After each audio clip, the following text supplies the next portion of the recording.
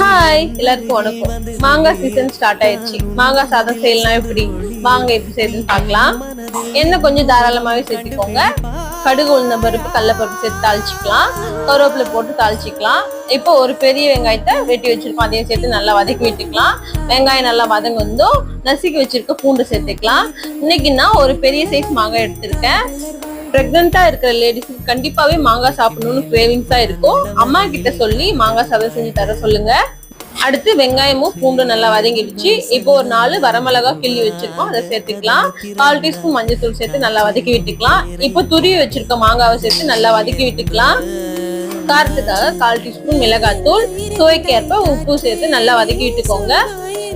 இப்போ ஆற வச்சிருக்க சாதத்தை கொட்டிக்கலாம்னா நம்மளுடைய மாங்காய் சாதம் ரெடி. இந்த ரெசிபி பிடிச்சிருந்தா கண்டிப்பா ட்ரை பண்ணுங்க. மோகனாரி சமையலுக்கு சப்ஸ்கிரைப் பண்ணுங்க. தேங்க்யூ ஃபார் வாட்சிங். Tata, bye bye.